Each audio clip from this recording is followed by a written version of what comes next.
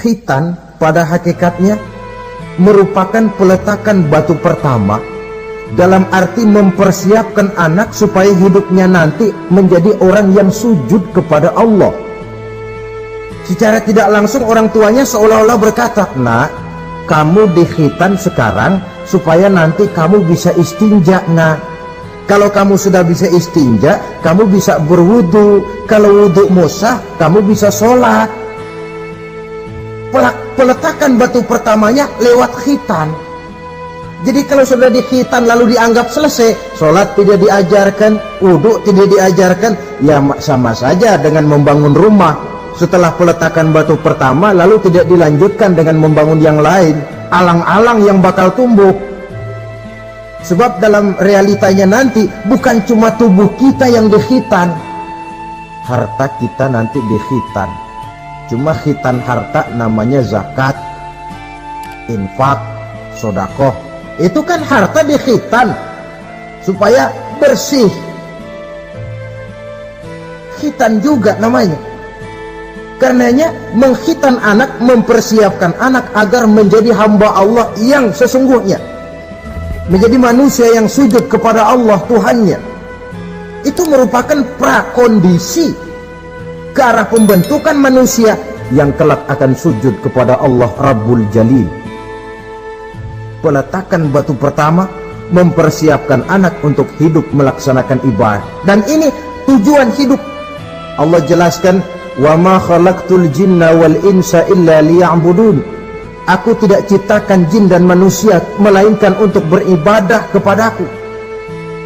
Masalah paling pokok bukan bertanya mengapa kita diciptakan oleh Allah, karena kita memang sudah ada. Masalah paling pokoknya ialah untuk apa kita diciptakan oleh Allah. Kalau saudara bertanya mengapa saya dibikin oleh Allah, itu hak Allah untuk menjawabnya. Manusia buntu. Sebab itu pertanyaan kita bukan mengapa kita diciptakan Allah, tetapi untuk apa kita diciptakan Allah. Yang bisa jawab tentu yang bikin manusia. Seperti juga kita tanya, "Pak, untuk apa Bapak bikin bangku?" Yang bisa jawab pasti ya yang bikin bangku toh. Sebagai pembikin, dia tentu lebih tahu untuk apa bangku itu dibikin. Untuk apa manusia diciptakan Allah? Jawabannya datang dari Allah. "Wa ma khalaqtul jinna wal insa illa liya'budun." Aku tidak menciptakan jin dan manusia kecuali untuk melaksanakan ibadah kepadaku. Ini rupanya tujuan penciptaan manusia, agar kita menjadi orang-orang yang hidup melaksanakan ibadah dalam pengertian yang seluas-luasnya. Sejak ibadah pribadi yang langsung antara kita dengan Allah, seperti sholat, puasa, zakat, haji, sampai kepada ibadah yang tersalur melalui kehidupan bermasyarakat. Umpamanya membangun, memelihara kesehatan, menjaga keamanan di kampung, yang kalau kita niatkan untuk mencapai ridho Allah, insya Allah itu akan bernilai ibadah. Tujuan penciptaan manusia ternyata tidak lain untuk melaksanakan ibadah. Prestasinya di hadapan Allah bergantung kepada sampai sejauh mana nilai ibadah itu dilaksanakannya. Ini yang ketiga.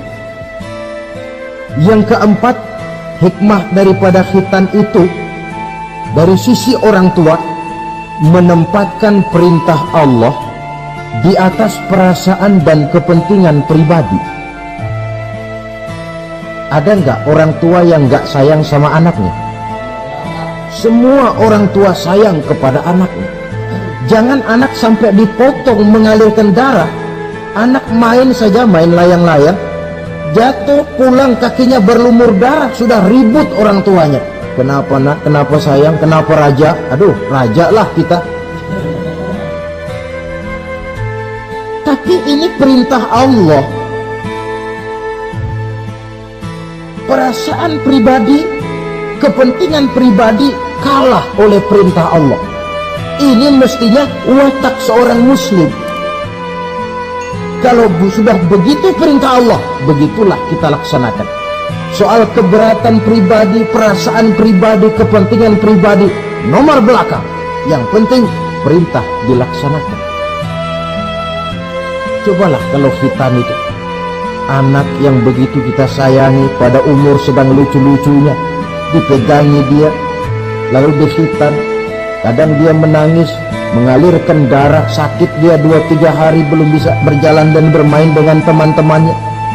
Tapi ada rasa luas dalam hati orang tua. Kenapa? Alhamdulillah ya Allah, perintahmu sudah saya laksanakan. Perasaan pribadi itu ditekan oleh perintah Allah.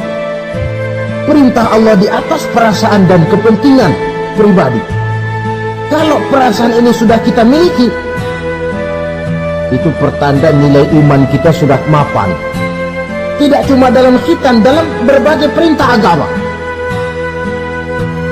Hari Jumat berangkat kita dagang, begitu 11:30 mendadak banyak yang beli, laku lagi.